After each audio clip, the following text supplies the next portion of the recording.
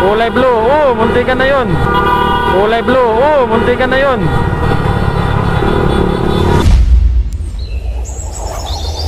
محمد كان علم كليبس. محمد كان علم كليبس.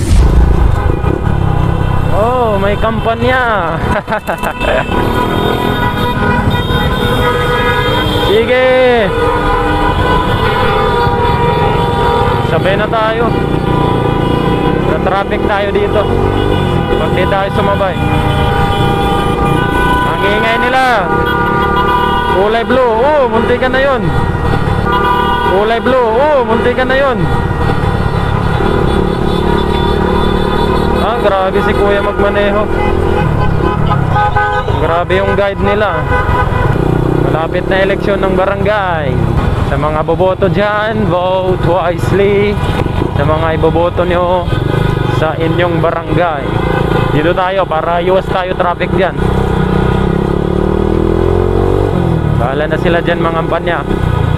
Basta tayo, boboto tayo kung sino yung alam natin na deserving sa boto natin. Malapit na eleksyon. At paalala po sa mga tatakbo ay bawal po yung pagbibigay ng suhol para tayo ay iboto ng mga tao. Ganon din po sa mga tao na tumatanggap ng suhol ay pinagbawal po yan ng mahal na propeta Muhammad sallallahu alaihi wasallam sa hadith na sahih, authentic na hadith ay pinagbawal ng mahal na propeta Muhammad o di kaya ay isinumpa ang tao na nagbibigay ng suhol at yung taong tumatanggap ng suhol.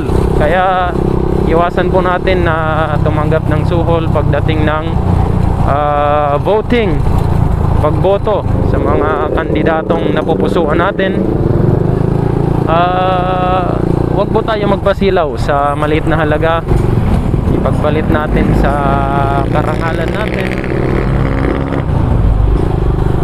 Kung boboto tayo, yung lilla, hindi yung dahil sa perang ibinigay nila. Kasi kung pera-pera lang, panandalian lang yung pera. Pag naubos yung pera na yun, tapos siya yung binoto mo, yun pala, hindi siya deserving, sayang yung boto mo, magsisisi ka rin sa huli. Kaya vote wisely.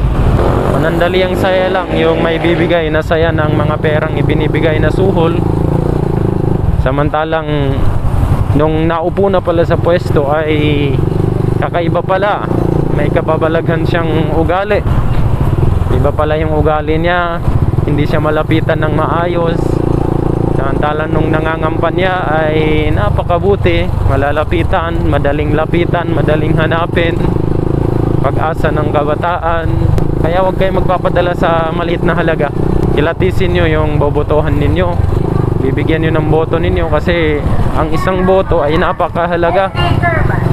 Kaya bumoto tayo ng wise. محمد كان علم كليبس. محمد كان علم كليبس.